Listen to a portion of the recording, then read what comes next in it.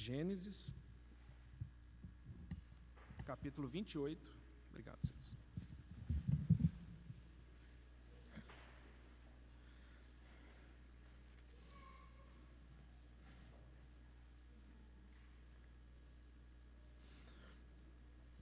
Talvez nós poderíamos, tantas histórias nas Escrituras nos ajudam a entender a nossa própria história. E o Senhor é muito misericordioso em deixar-nos tantos exemplos no Velho Testamento para servir de advertência, para servir de consolo, para servir de modelo para nós. E me parece que a história de Jacó, ela pode falar muito a nossa história de peregrinação também. Porque aqui no capítulo 28 de Gênesis, nós temos exatamente aquele momento em que Jacó, ele começa uma caminhada de peregrino, porque ele vai fugir da sua casa.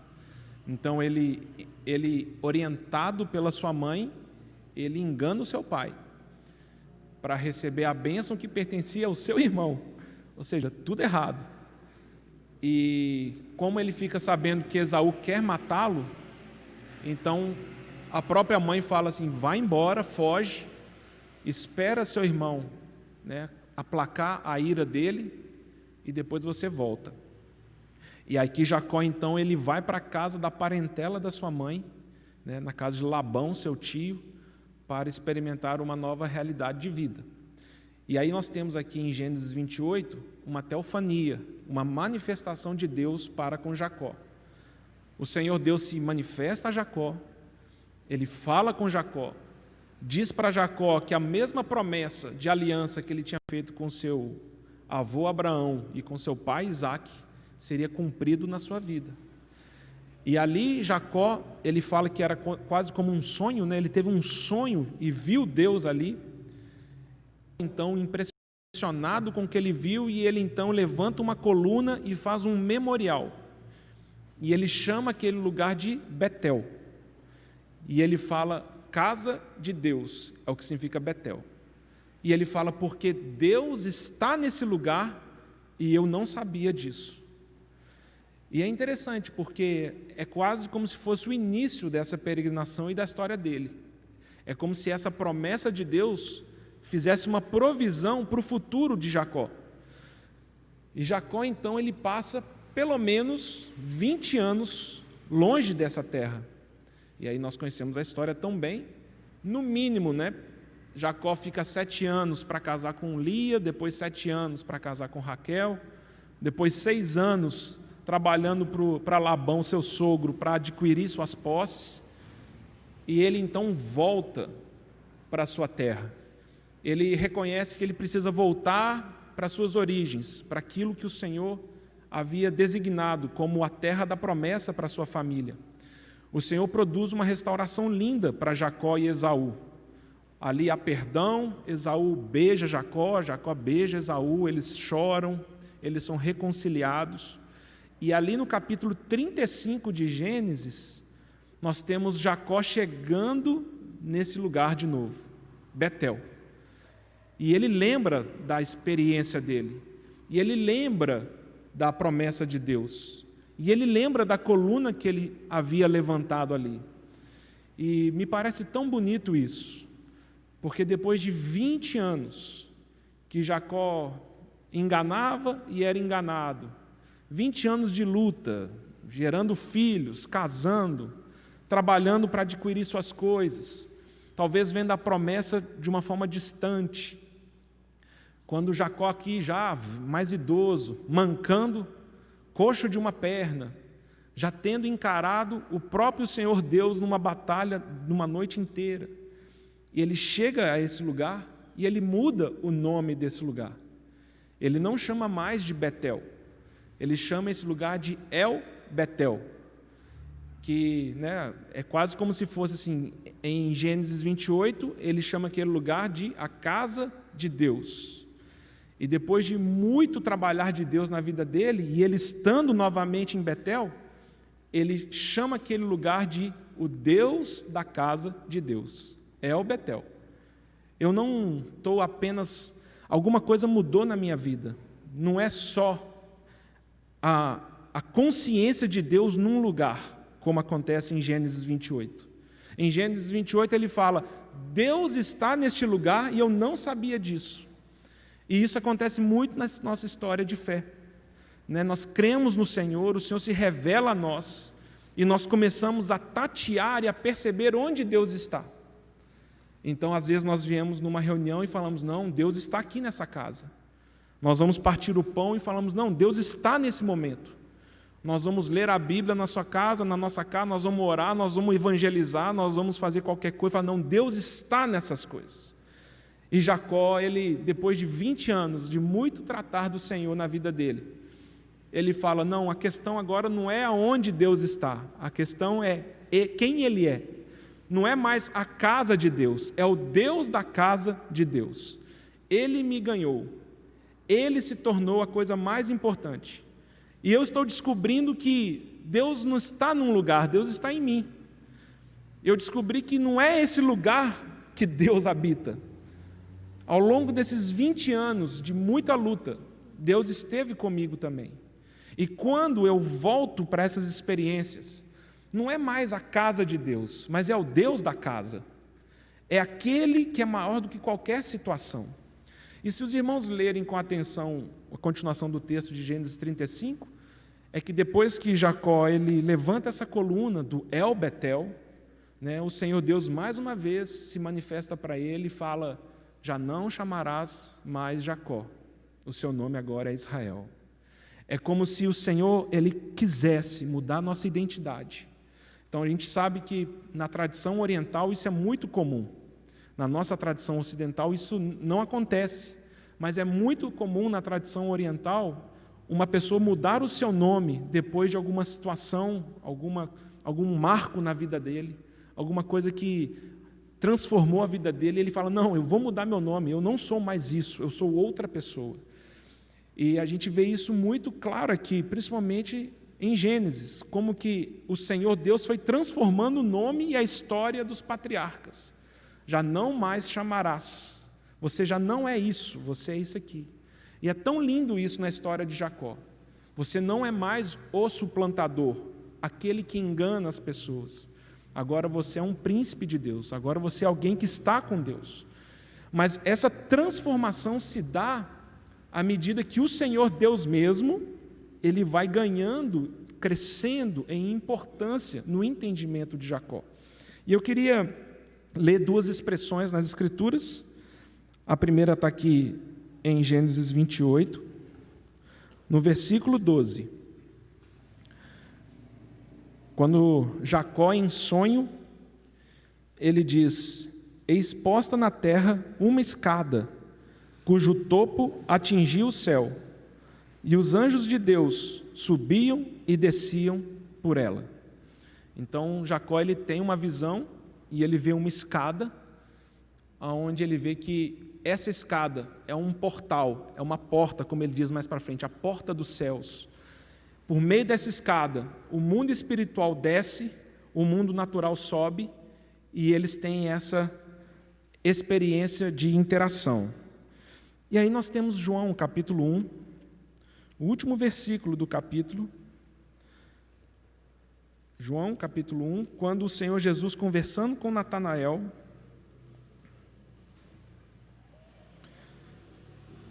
no versículo 50, o Senhor Jesus responde a Natanael: porque te disse que te vi debaixo da figueira, crês?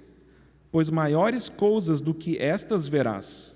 E o Senhor Jesus acrescentou: em verdade vos digo, que vereis o céu aberto, e os anjos de Deus subindo e descendo sobre o Filho do Homem. Essa é a revelação do Senhor para nós, que a escada que leva a humanidade para os céus é uma pessoa.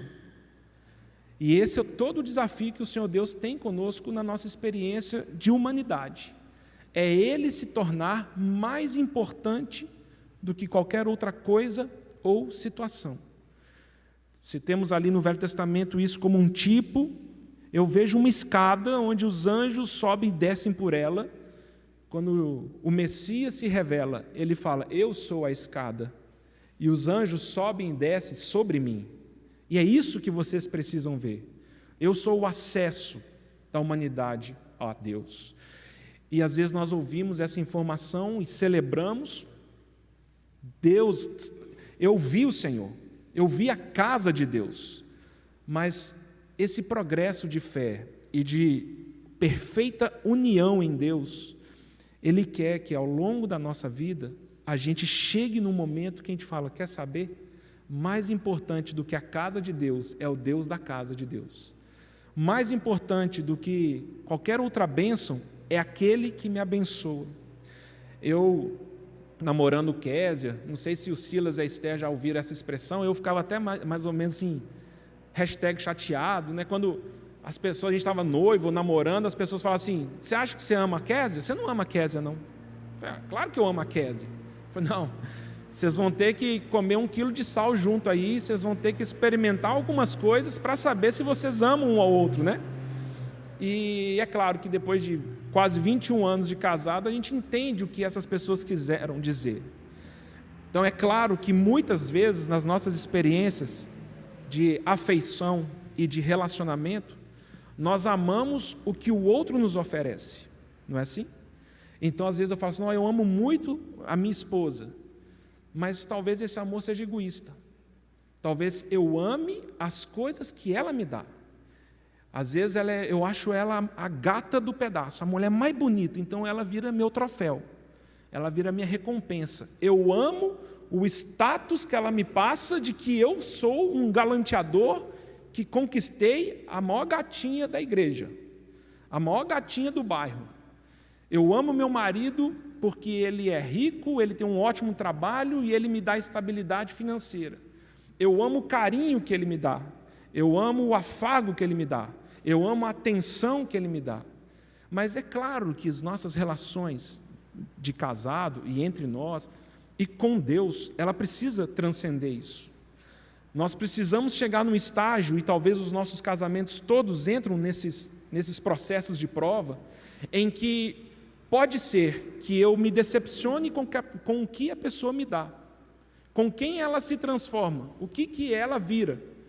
Mas o Senhor deseja gerar uma ligação de tal forma que eu passe a amar essa pessoa mais do que as coisas que ela me dá. E isso é a prova do amor. No final dos processos, um casamento saudável, uma aliança saudável, ela se dá no momento em que a gente consegue transcender o que você me dá e eu amo você, independente das coisas que você me oferece. Quando o Senhor se apresenta para nós como escada, Ele não nos apresenta uma oportunidade de agora chegarmos a Deus para que Ele nos dê tudo o que nós precisamos. O Senhor, Ele deseja se revelar de uma forma muito mais plena para nós. E à medida que o Senhor se revela de uma forma muito mais plena para nós, que Ele e Ele mesmo possa ser o grande amor da nossa vida. De maneira que muito mais importante do que a mesa do Senhor, seja o Senhor da mesa do Senhor. Muito mais importante do que um rito, do que uma experiência religiosa, muito mais importante do que vir domingo, lembrar da obra da cruz, é lembrar daquele que morreu por mim na cruz. É claro que nós recebemos muitos benefícios por essa salvação. E como já cantamos e oramos, é claro que passaremos toda a eternidade dizendo que temos mais do que 1000 razões para agradecer. Mas de todas as bênçãos que nós poderíamos enumerar, talvez a maior bênção seja a escada que me levou a uma pessoa. Não as coisas que essa pessoa me dá, mas a pessoa em si. Tem um corinho que eu cantava na minha juventude, que tinha essa frase que sempre falava muito ao meu coração, né? Um corinho falava assim, te quero mais do que os dons. O Senhor é muito melhor, o Senhor é muito mais importante do que qualquer coisa que o Senhor pode me dar. O Senhor é muito mais especial para mim do que as coisas que o Senhor tem me dado todos os dias. E dizem que essa é a diferença, né? De uma criança e de uma esposa, quando o homem, o marido, volta de uma viagem. Então, enquanto a criança olha para a mala do pai, tentando adivinhar qual presente que ele trouxe, a esposa olha para os olhos do marido, porque o presente dela voltou. Ele é mais importante do que as coisas que ele pode dar. E quando o Senhor Jesus se propõe a ser uma escada que nos dá acesso ao Senhor Deus, que também hoje nos chama de filhos, e nós podemos chamá-lo de Pai, Ele quer nos elevar para uma experiência absolutamente celestial e espiritual. E essa talvez seja aonde nós patinamos 20 anos, como figura alegórica, de uma caminhada cristã. Então, enquanto estamos tentando olhar as coisas nas perspectivas terrenas, nós não conseguimos perceber o El Betel. Nós ficamos só com o Betel mesmo, está bom demais. E se Deus me prometeu me dar um monte de coisas, estou torcendo para que Ele cumpra.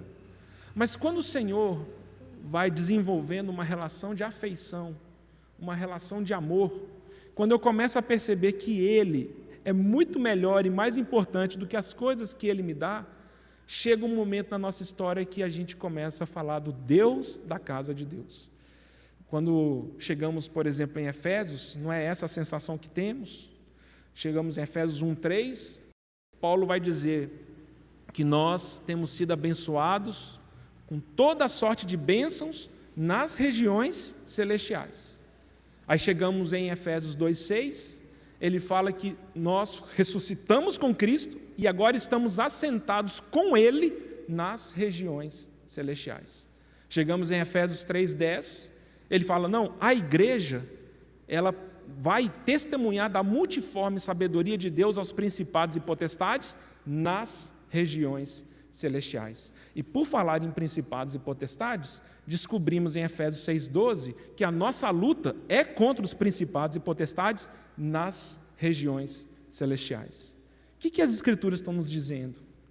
O que o Senhor Jesus quer nos dizer? Ei, eu sou uma escada que vou te levar a ter um outro nível de humanidade, e você subirá em mim e por meio de mim, e você experimentará coisas das regiões celestiais. Esse é o desafio que temos quando nós nos aproximamos dessa mesa. O meu convite para os irmãos considerarem é que nós chegamos e nos aproximamos desse pão e nos aproximamos desse vinho, mas o Senhor também deseja abrir nossos olhos para vermos uma escada. O Senhor Jesus é a escada. O Senhor Jesus é aquele que nos leva às regiões celestiais. Que o Senhor expanda nosso entendimento. Que nós sejamos como Jacó, que em algum momento essas informações evoluíram no seu entendimento. Que ele evoluiu nas ideias das coisas santas e sagradas, e ele começou a ver a pessoa por trás das coisas santas e sagradas. E no final da história dele, o Senhor fala, mudei o seu nome, você se tornou uma outra pessoa, a sua identidade foi transformada. É isso que o Senhor Jesus diz em outras palavras, no Evangelho de João também, quando ele fala, eu sou a porta, e eu sou o caminho, e eu sou a vida. O Senhor é tudo. Ele é por onde nós entramos para chegar a Deus, Ele é o caminho que nos leva até Deus, Ele é a escada que nos leva para as regiões celestiais. Fica o meu encorajamento para os irmãos, fica um encorajamento para mim, de me aproximar dessa mesa, dando esse testemunho.